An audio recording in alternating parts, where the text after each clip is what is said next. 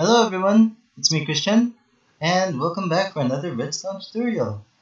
Today what we have behind me is a too tall flower farm, and it's going to be completely automatic, no need to refill and such, but there is a waiting time, depending on how big is your fuel source. So without further ado, let's get started. Now, how this farm works, it follows the same traditional concept on how to make two tall flowers. Now, before that, a brief discussion. Two-tone flowers are kind of unique flowers. They don't really spawn the same way a normal flower does. Rather, a two-tone flower requires that uh, you are sending the bone meal directly into the flower, so that you can create a duplicate. So yeah, so unlike normal traditional flowers, these aren't biome specific. You can just put them in any biome, and then you just have to feed the dispenser here, and it will work just fine. Now, how this works? Here's the usual technique. Let's see. You have a flower there. You have a dispenser right here. You have an observer facing down. A uh, redstone dust over here, and a lever just to activate. So put it in. This should now create the redstone clock, and we should now be able to multiply.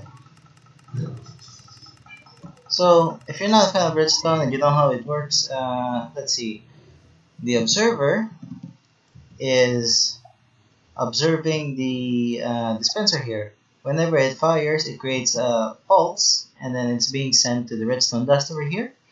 And the redstone dust is repowering the observer, which is then repowering the dispenser. So it creates some kind of like cycle over there, and it's kind of more efficient now that we have observers now.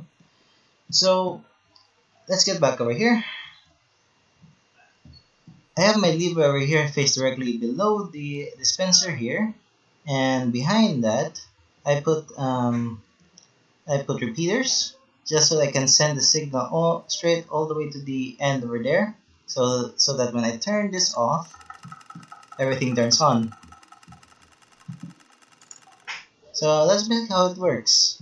Next, I'm using hopper mine carts to pick up the flowers, and then uh, using these hoppers facing directly into the chest to get all the flowers. And if you're gonna ask me how I made sure that these won't move, I have rails here, and they're facing directly towards the glass here, which will hold them in place so that whatever happens, they're not gonna move at all. Next, I have a feeding system here for the bone meal, and how this works is I have a I have a composter here. The composter the composter is connected straight into this uh,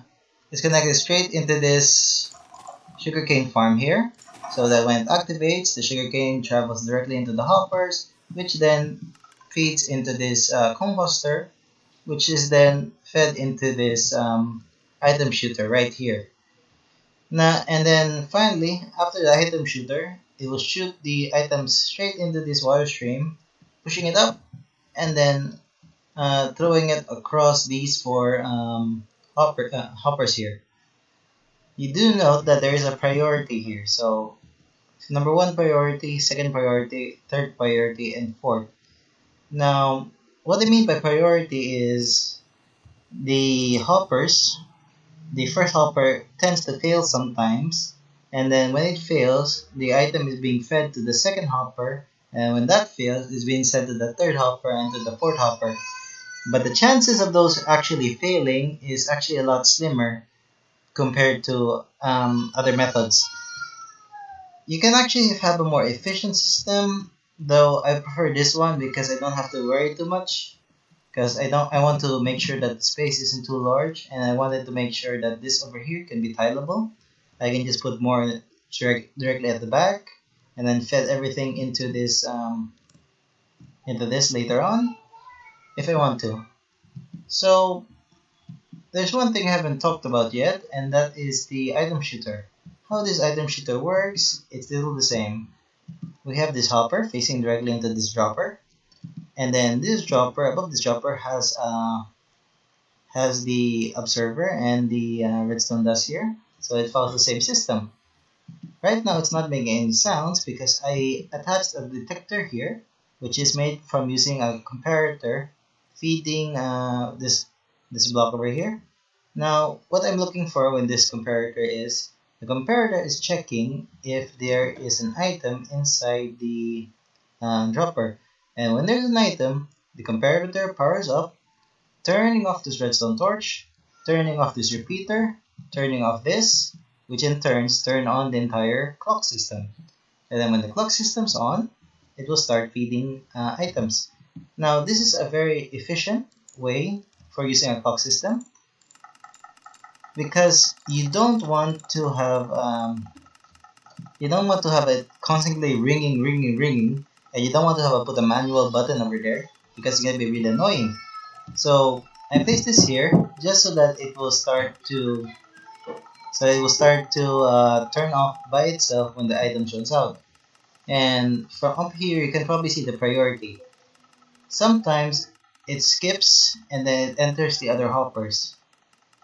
But mostly it's like you get more over here, and then next, the second part, and the third part, and the fourth part.